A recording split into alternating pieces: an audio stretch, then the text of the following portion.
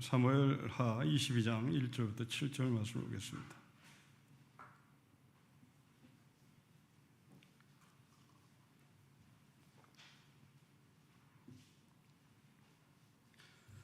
(22장 1절부터 7절) 말씀입니다. 우리 한 절씩 기도하겠습니다. 여호와께서 다윗을 모든 원수의 손과 사울의 손에서 구원하신 그날에 다윗이 이 노래의 말씀으로 여호와께 아뢰어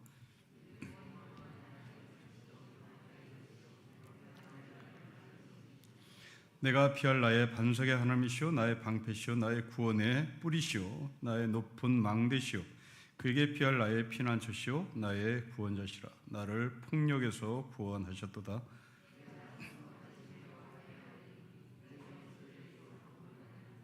사망의 물결이 나를 내오고 불의의 창수가 나를 두렵게 하였으며 가지겠습니다. 내가 환난 중에서 여호와께 아뢰며 나의 하나님께 아뢰었더니 그가 그의 성전에서 내 소리를 들으시며 나의 부르짖음이 그의 귀에 들렸도다. 아멘. 22장은 총 51절로 구성되어 있습니다. 굉장히 긴 시입니다. 사무엘하를 마감하면서 갑자기 시가 등장합니다. 그리고 23장, 24장을 끝으로 사무엘상과 사무엘하는 마감합니다. 성경이 가지고 있는 아주 독특한 문학 형식입니다. 성경이 끝날 때쯤 되어서 항상 시와 노래를 보여주는 그런 문학 양식을 이 이스라엘 사람들은 갖고 있었는데요. 비관은 예로 창세기가 50장으로 구성됐는데 49장에는 바로 야곱이 자기 12아들들을 축복하는 축복의 노래가 기록되어 있습니다. 34장으로 끝나는 신명기에는 32장에 모세의 노래가 기록되어 있습니다. 그러니까 어떤 책을 마감할 때쯤 돼서 이스라엘 백성들은 노래를 한판 부르고 마감을 하는 그런 문화를 갖고 있었던 것이죠. 우리나라 사람도 마찬가지입니다. 우리나라도 일을 할 때 노래를 하죠. 그리고 일을 마감할 때쯤에서 또 거나하게 노래를 합니다. 그 노래가 그 사람들에게 시작을 알리는 것이고 또한 마감을 하는 것이기 때문에 그렇습니다. 이 오늘 본문은 사무엘상 2장의 한나의 기도와 거의 흡사합니다. 한나는 구원의 하나님을 노래하죠. 오늘 다윗도 구원의 하나님을 노래합니다. 왜 그랬을까? 왜 다윗은 하나님을 노래하고 그리고 한나는 하나님을 노래할까? 이것은 어떤 의미가 있을까를 생각해 보십시다. 우리는 용비어천가라는 노래를 알고 있습니다. 세종이 자기의 선조 이성계의 할아버지 때부터 6대 손까지 찬양하는 노래를 만들어내라고 당시 학자들에게 명령했고 지시해서 기록된 책이 바로 용비어천가입니다. 세종이 이 학자들에게 용비어천가를 만들어낸 이유, 목적은 왕의 정통성, 왕의 아름다움을 다자손손 사람들에게 알리고 싶었기 때문입니다. 자, 이러면서 보면 다윗은 용비어천가를 만들 수 있었습니다. 나는 목동의 아들이었고 나는 목자 출신이었고 우리 아버지는 이러이러한 사람이었고 그런 아버지 밑에서 내가 왕이 되었다. 바로 세종이 쓰고자 했던 용비어천가를 다윗도 충분히 만들 수 있었습니다. 그런데 다윗은 자신의 혈통을 자랑하지 않습니다. 자신의 혈통을 높이지 않습니다. 하나님을 높이고 하나님을 높이는 노래를 남깁니다. 여러분, 지방을 다니다 보면 공덕비를 자주 만납니다. 그 마을에 살던 누군가가 큰 공덕을 세웠다는 것이죠. 그 사람을 높이기 위한 것이고 그 사람의 자자손손, 우리의 선조에는 이런 사람이 있다는 것을 자랑스럽게 알리고 싶은 것입니다. 사립학교에 가면 이사장의 동상들이 항상 서 있습니다. 그 동상을 세운 이유는 두 가지입니다. 하나는 우리 아버지가 이렇게 위대한 사람이다, 우리 아버지가 이렇게 좋은 교육자라는 것을 알리게 한 것이죠. 그러나 이것만 알면 그것은 피상적으로 아는 겁니다.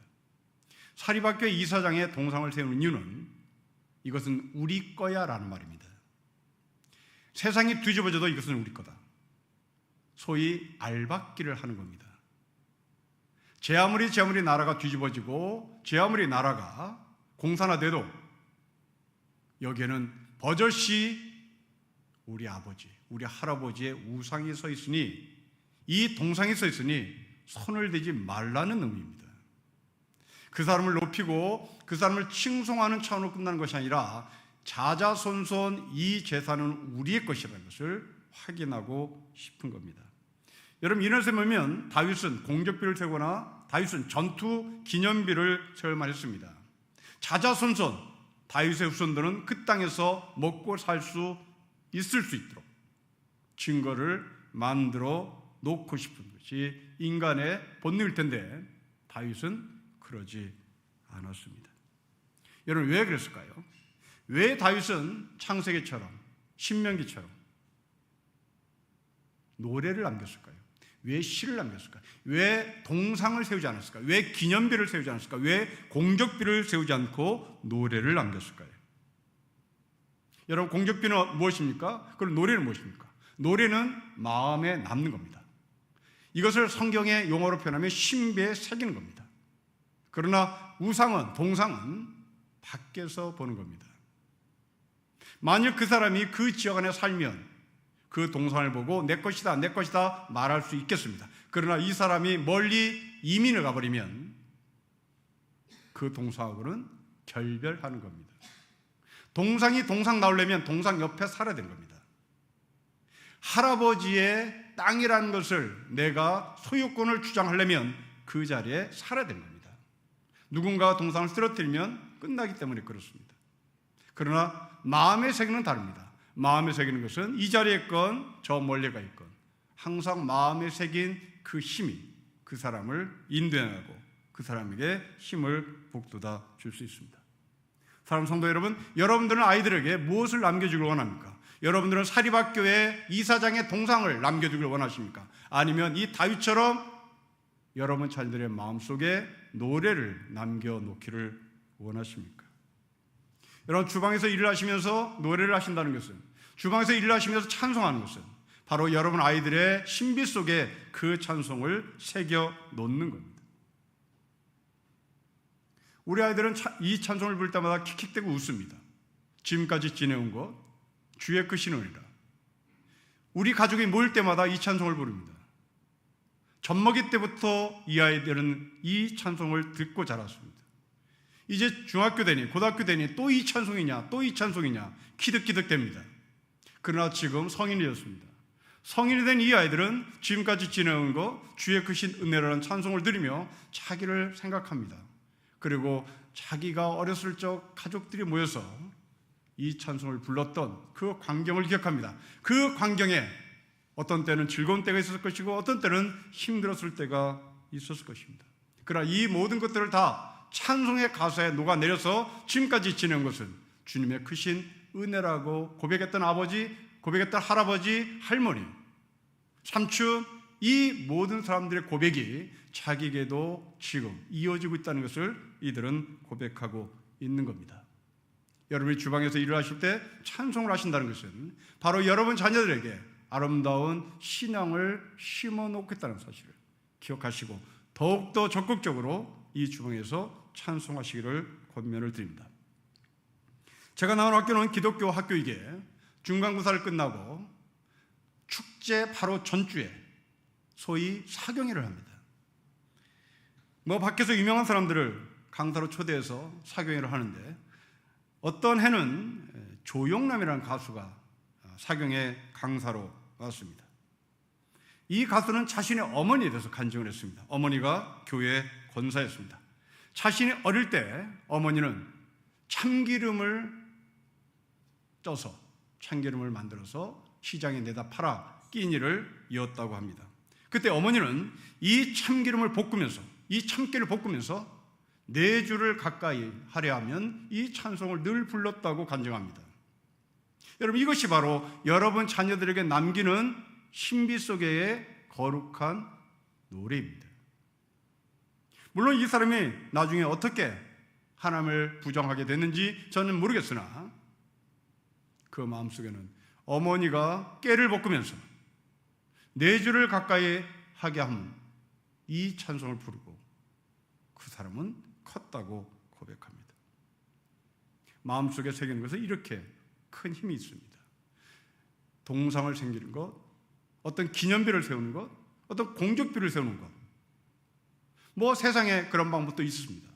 그러나 성경은 우상을 섬기지 말라는 이 성경의 근거에서 기념비를 세우거나 공적비를 세우기보다 마음 깊은 곳에 찬양의 가사를 심어놓고 이 아이가 그 찬양의 노래를 통하여 힘을 얻으라고 길을 안내하는 겁니다. 자, 이제 오늘 본문을 관찰해 보십니다. 여러분들 오늘 본문을 통해서 유독 나라는 단어가 많이 나오는 것을 볼 수 있을 것입니다. 여러분 1절부터 7절까지 나라는 단어를 세보면 총 22번 나옵니다. 여러분 지금 이 다윗은 성인입니다. 성인이 나라는 단어를 계속 22번씩 반복한다. 이것은 두 가지 의미일 겁니다. 하나는 대단히 자기중심적인 사람이죠. 또 하나는 이 사람이 어린 아이였다면 막 말을 배우는 아이로 볼 수 있을 것입니다. 그러나 지금 다윗은 말을 배우는 어린아이가 아닙니다. 성인입니다.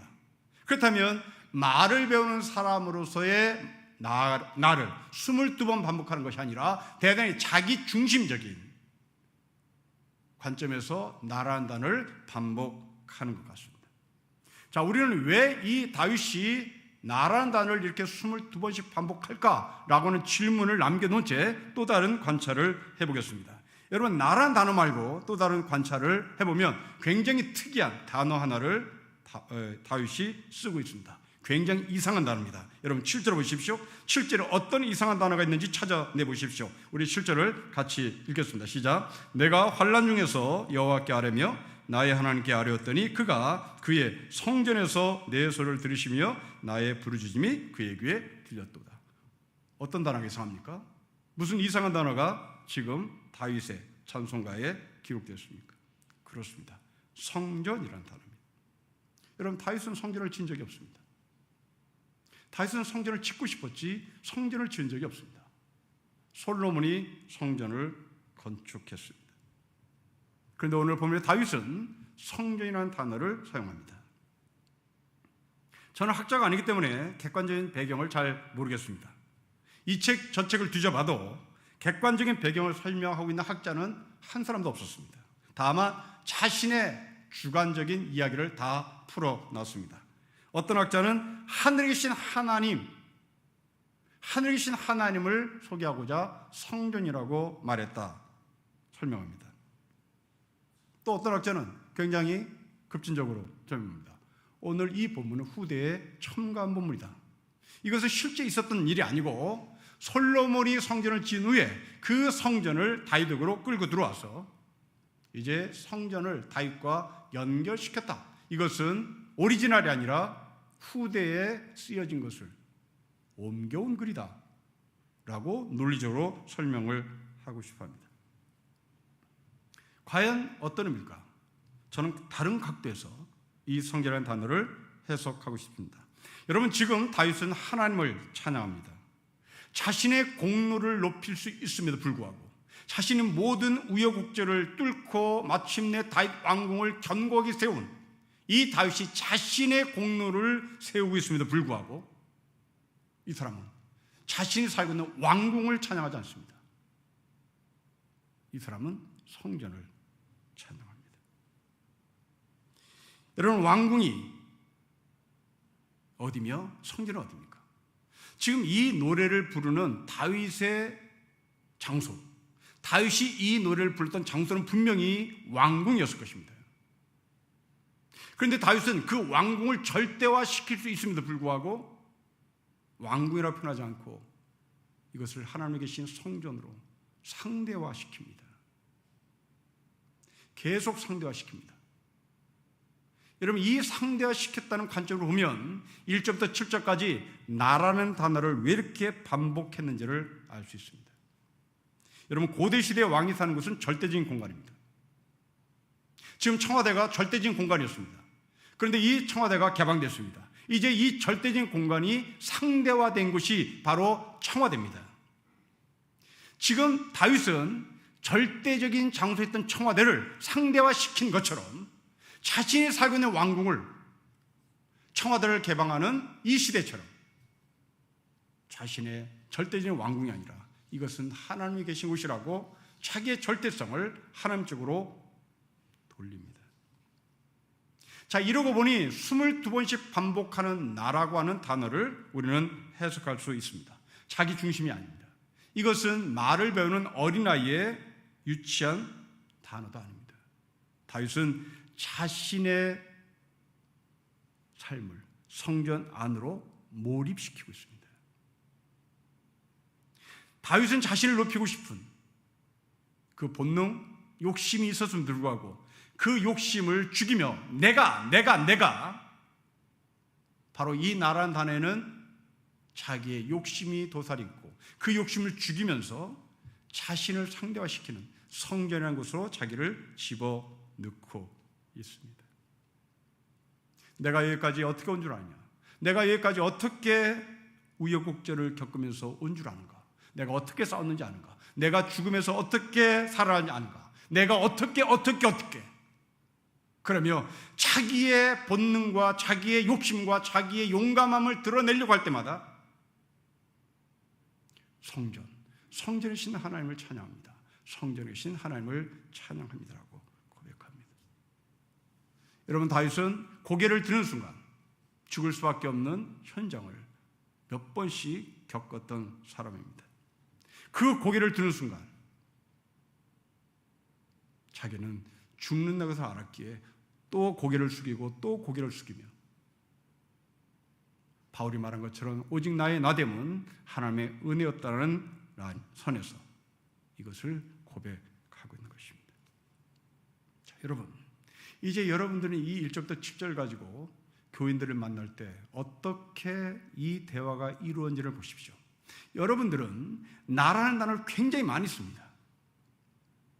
내가 하나님을 믿었는데, 내가 하나님을 믿게 되었는데, 내가 하나님을 어떻게 만났는데, 내가 하나님이 어떻게 나를 인도했는데, 하나님이 나를 어떻게 인도해서 여기까지 왔는데 라고 쭉 얘기를 하며 이제 마지막에 그 나라는 단어를 22번씩 반복할 때 그 내가 내 자신을 상대화시키는지 아니면 내 자신을 절대화시킨지를 볼 때 이제 여러분들은 이 나라는 단어를 어떻게 사용하는지를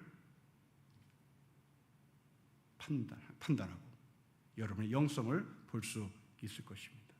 안타깝게도 한국의 교인들은 이 나라는 단어를 반복하면 반복할수록 자기를 상대화시키는 것이 아니라 자기의 잘남, 자기의 절대를 드러내는 표현들을 자주 합니다. 특히 간증에서 그렇습니다. 간증에서 나라는 단어는 정말 많이 나옵니다. 그러나 그 간증에서 나오는 나라는 단어를 깊이 귀를 기울이고 들어보면 자신이 얼마나 잘났는지를 알리고 싶은 그 절대성의 나를 말하고 싶어합니다. 다윗은 정반대였습니다. 여러분들이 나라는 단어를 어떤 관점에서 쓰십니까? 절대적인 관점에서 쓰십니까? 아니면 성전의 나를 집어넣으려고 하는, 성전의 나를 상대화시켜 들여보내고 오직 성전이신 하나님만을 높이고 싶은 진정한 신앙인의 표현들을 하고 있는지를 물어보십시오. 자, 이제 하나님께 자신을 몰입시키고 있는 이 다윗의 삶을 보도록 합시다. 여러분, 2절과 3절입니다. 우리 같이 읽겠습니다. 시작. 이르되 여호와는 나의 반석이시오 나의 요새시오 나를 위하여 나를 건지시는 자시오 내가 피할 나의 반석의 하나님이시오 나의 방패시오 나의 구원의 뿌리시오 나의 높은 망대시오 그에게 피할 피난처시오 나의 구원자시라 나를 폭력에서 구원하셨습니다. 여러분, 2절부터 3절의 단어를 보십시오. 공격용입니까? 아니면 수비용입니까? 지금 전쟁이 벌어졌습니다. 전쟁이 벌어지면서 다윗이 살았다고 하는 그 고백을 단어를 통해서 우리에게 메시지를 전달합니다. 다윗이 쓰는 단어는 수비용입니다. 여러분, 다윗은 사울의 공격에 도망을 다녔던 사람입니다. 하루는 사울을 피해서 동굴 안에 숨은 적이 있습니다. 사울이 그때 그 동굴 안에 들어왔습니다. 그러나 놀랍게도 사울은 그 다윗을 보지 못했습니다. 아니, 사울이 다윗을 보지 못한 것이 아니라 하나님께서 사울의 눈을 가리었다라고 봐야 할 것입니다. 여러분, 이것이 반석입니다. 이런 반석은 선을 그었다는 얘기입니다. 더 이상 놓으면 안 되는 것입니다. 지금 하나님은 다윗의 반석이 되셔서 그 반석 밖에 있는 사울을 안으로 들어오지 못하도록 보호했습니다. 한 번은 사울이 다윗을 추적했습니다. 거의 다윗이 잡힐 뻔했습니다. 그때 전갈이 왔습니다. 블레셋 군인이 침략을 했다. 이 소식을 들은 사울은 다 잡은 다윗을 포기하고 블레셋 전장으로 다시 돌아갑니다. 바로 이것이 반석입니다. 여러분, 우리의 삶이 이런 약속된 반석에 하나님이 계신다는 것을 기억할 때 우리가 제 아무리 어떠한 죽음과 두려움과 절망에 빠진다 할지라도 우리에게 둘러쳐진 그 반석, 바로 저지선, 절대 들어올 수 없는 그 선이 있다는 것을 여러분 기억하셔야 합니다. 막 태어난 신생아는 감기 같은 것을 잘 걸리지 않습니다. 왜 그렇습니까? 선이 있기 때문에 그렇습니다. 그 선이 없어지는 순간 이제 아이들은 감기에 걸립니다. 하나님께서 보호막을 펼쳤기 때문입니다. 지금 다윗은 바로 막 태어난 아이에게 보호막을 주시는 창조주 하나님의 그 섭리를 자신의 삶으로 고백을 합니다. 제가 요새 안으로 들어가서 훈련을 받은 적이 있습니다. 콘크리트 만든 요새 안으로 저희 동료들은 들어가서 직접 총을 맞아보는 겁니다. 그리고 전방 수백 미터 앞에서 실제 총을 쏩니다. 우리를 향해서 쏩니다. 그때 교관은 우리에게 가리키는 게 있습니다. 총소리가 핑핑핑핑 날아가는 소리가 들린다면 그 총알은 너하고 거리가 굉장히 멀다라고 판단해라.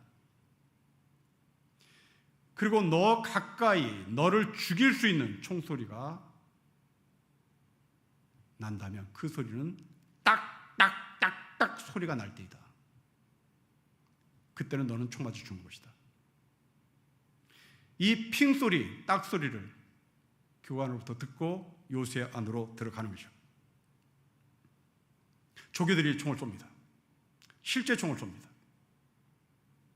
때로는 허공을 통해서 허공으로 날리는 총을 쏘고 때로는 우리를 관역을 집중해서 총을 쏩니다. 정말 그 교관의 말대로 나하고 멀리 있는 총알은 핑 하고 날아갑니다. 그러나 아주 가까이 내 요새를 때리는 총알은 딱 소리를 합니다. 아니, 그 콘크리트 요새를 맞췄기 때문에 딱 소리가 나는 것이 아니라 날라올 때부터 딱 소리가 납니다. 바로 이것이 요새입니다. 성도 여러분, 여러분들에게도 삶 속에 이렇게 핑 하는 총알 소리가 날 때가 있을 것이고 또 때로는 딱, 딱 때리는 소리가 날지도 모르겠습니다. 이 핑 소리가 날 때 여러분들은 나하고 아무 상관없다, 나는 안전하다, 그렇게 말해도 좋겠습니다. 그러나 딱 소리가 날 때가 문제입니다. 굉장히 끊어지는 단발마의 소리가 날 때가 문제입니다. 그때 나는 어디 있어야 합니까? 요새 밖에 있다간 죽습니다. 제가 요새 밖에서 총알이 어떻게 생각나? 총알이 어떻게 날라오나? 호기심에 요새 밖으로 나가면 우리는 총 맞아 죽는 겁니다. 세상이 우리를 공격하는 소리가 아마도 이와 같을 것입니다. 테레사 수녀와 함께 일하는 동역자가 테레사 수녀에게 이런 말을 했습니다. 우리 병원에는, 우리 캘커타 이 인도 병원에는 이런 문제가 있어요, 저런 문제가 있어요. 숱한 문제를 가지고 옵니다. 그래야 테레사 수녀가 후배 수녀에게 말합니다. 문제라고 말하지 말고 하나님께서 우리에게 주신 선물이라고 표현하면 어떨까요? 하나님께서 우리에게 주신 선물이라고 표현하면 어떨까요? 왜냐하면 우리는 하나님의 보호막에 들어와 있는 하늘의 사람이니까요. 우리는 하늘의 요새 가운데 들어와 있는 하늘의 백성들이니까 어떤 문제가 있다 할지라도 그것은 문제가 아니라 하나님께서 나에게 주신 선물이라고 표현한 것이 어떨까요? 라고 제안합니다.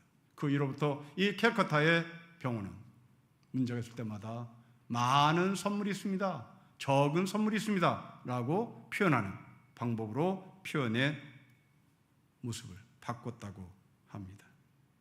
성도 여러분, 여러분들에게 있어서 그 소리, 그 세상의 소리, 여러분들 공격하는 소리, 바로 그 소리가 내가 요새 안에 있는 한 그것은 공격용이 될 수 없고 오히려 내가 요새 안에서 살았다는 것을 증명할 수 있는 축복된 자리일 것입니다. 이것이 나의 간증이요, 이것이 나의 찬송이라고 간증하는 그 찬송의 소리가 바로 우리의 신비 속에 새겨진 것입니다. 수병만 있는 것이 아닙니다. 여러분 2절과 3절 말씀을 다시 보십시오. 나를 건진다라는 표현이 있습니다. 나의 구원의 뿌리다라고 하는 표현이 있습니다.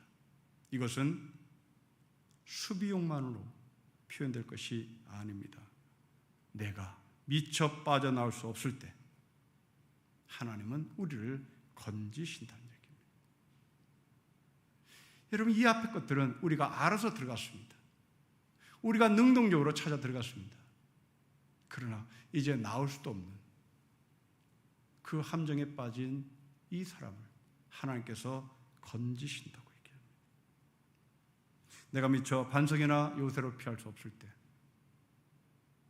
주님은 우리에게 팔을 내밀고 건지십니다.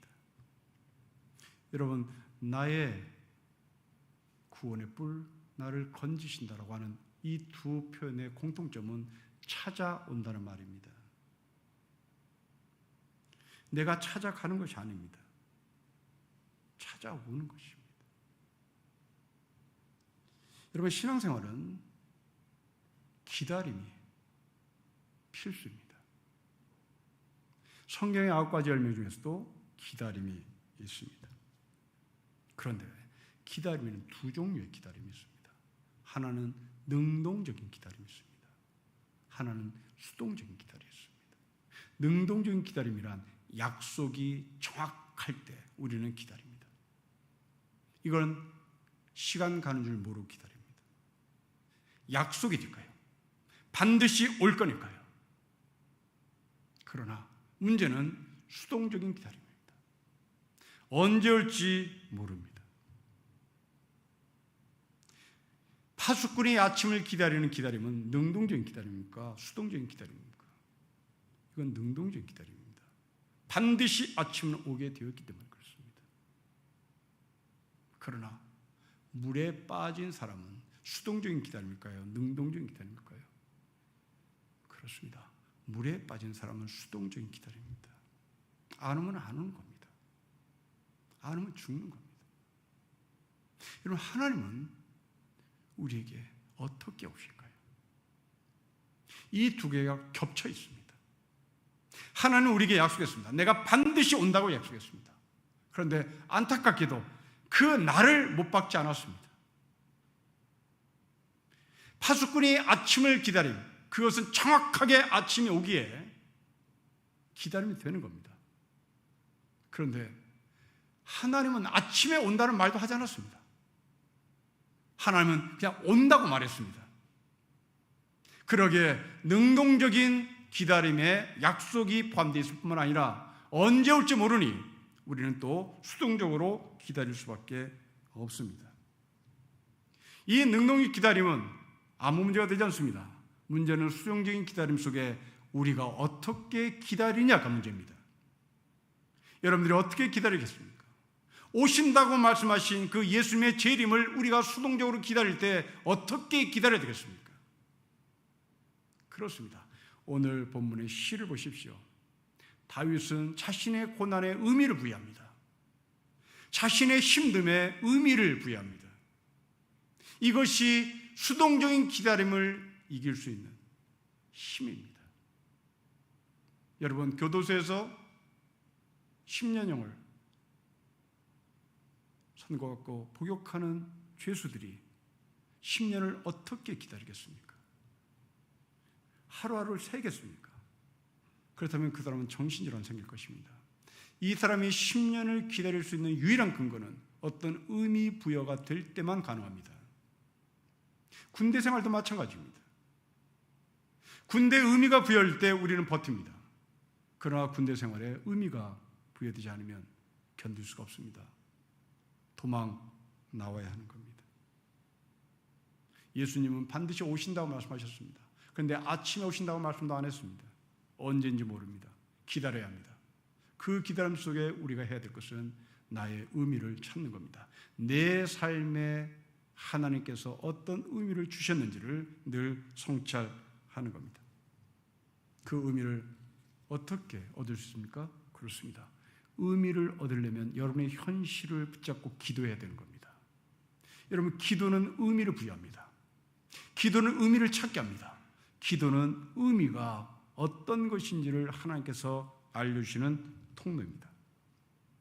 의미가 현실이 되기를 원하는 사람, 기도를 합니다. 여러분 4절 보십시오. 우리 4절 같이 읽겠습니다. 시작. 내가 찬송을 받으실 여호와께 아뢰니 내 원수들에게서 구원을 받을 것입니다.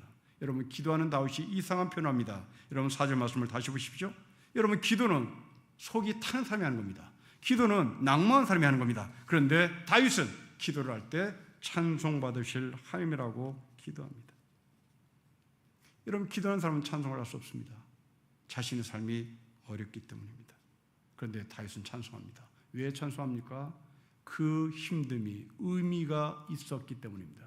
그 힘듦이 의미가 무엇인지를 알아냈기 때문입니다. 여러분, 출애굽 이스라엘 백성들 보십시오. 하나님께 부르짖던 이스라엘 백성들이 홍해바다를 건너 광야로 나와서 찬양하기 시작합니다. 왜 우리가 400년 동안 애굽에서 종살이 했는지 그 의미를 찾았습니다. 그리고 광야로 나온 이스라엘 백성들은 그때부터 하나님을 찬양합니다. 그러나 그 찬양은 앞이 펼쳐진 찬양이 아니었습니다. 이제 40년의 광야의 길을 걸어가야 하는 고통이었습니다. 그러나 그 고통이 이들에게는 의미가 있었기에 찬송하며 그 광야의 길을 걸었습니다. 구원을 받았기 때문에 찬송할 수 있는 것이고, 구원을 받았기 때문에 기도하는 힘이 생기는 것입니다. 구원받은 백성은 절망하며 기도하지 않습니다. 구원받은 백성은 찬양하며 기도합니다. 앞에 보이지 않는 사람은 절망의 기도를 하는 사람입니다. 그러나 약속받은 사람은 찬양하며 기도하는 겁니다. 테레사 수녀처럼 고난을 선물로 바꿔보십시다. 고난을 선물하고 달리 표현해 보십시다. 바로 이것은 찬양하는 사람이 할 수 있는 기도의 힘입니다.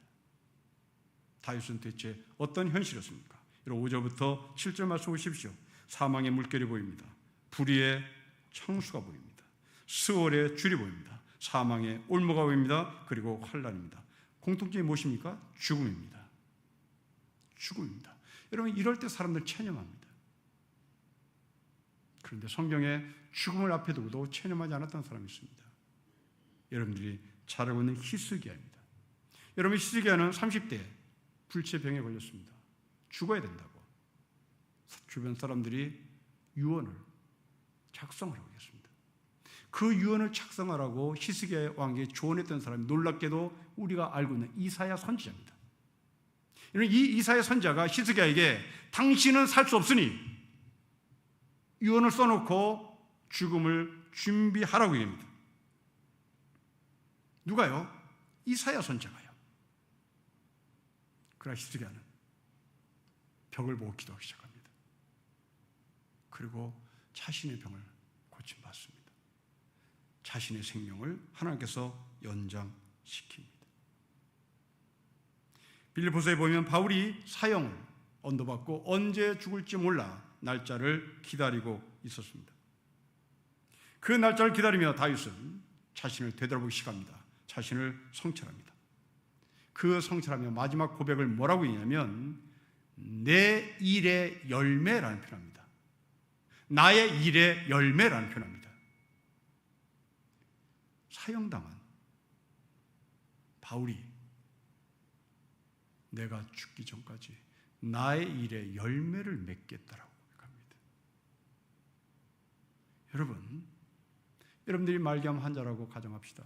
아니면 죽음을 기다린다고 가정합시다. 우리는 죽음을 기다리는 거죠.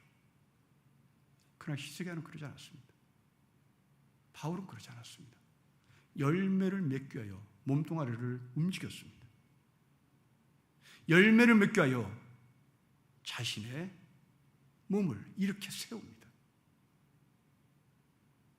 여러분들은 아프다고 눕지요. 힘없다고 누워버립니다. 이건 젊은 사람이면 나이 든 사람이나 아프면 그냥 누워버리는 겁니다. 히스기야는 그렇지 않았어요. 바울은 그러지 않았습니다. 열매를 맺기 위하여 사형수가, 그것도 빌립보 감옥에서 자신의 몸을 움직입니다. 우리가 살아갈 이유, 바로 삶의 의미를 찾는 것입니다. 우리 어른들이 하는 말입니다. 몸을 움직여야 산다.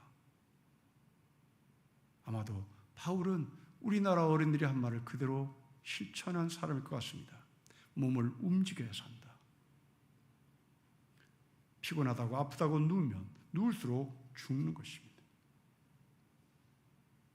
다윗은 정말 고통 속에서도 삶의 의미를 찾았고 그 삶의 의미 속에서 하나님을 찬양합니다. 오늘 본문을 정리해 보겠습니다. 나라는 단어를 계속 반복하는 다윗. 내가 나라는 단어를 반복할 때 어떤 의미로 다윗처럼 나라는 단어를 반복하는지를 스스로 물어보십시오. 내가 내 자신을 하나님께 쳐서 복종하는 나인가? 아니면 하나님과 거리가 멀어지는 나를 자랑하고 싶은 나인가를 물어보십시오. 여러분의 구원의 반석은 여러분의 능력이 아니라 바로 하나님께서 다윗에게 주신 상한선이고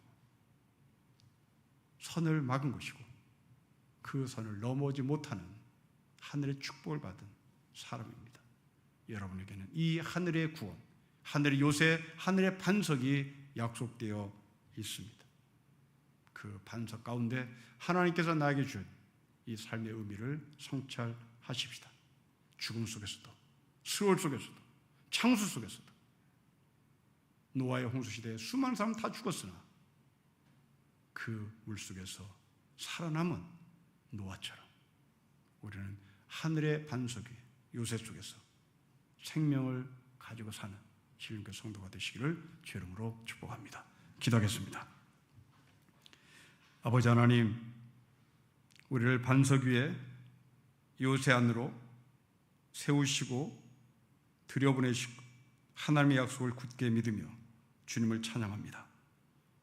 수월이 있다 할지라도, 창수가 넘친다 할지라도, 죽음이 우리를 위협한다 할지라도 찬송하는 가운데 이 수월이 물러나고 거기에 생명이 가득 차게 될 것을 약속받고 확신하오니 우리의 이 믿음을 주님께서 받으시고 아버지 영광 받으시는 가운데 우리에게 하늘의 찬송이 넘치게 하옵소서.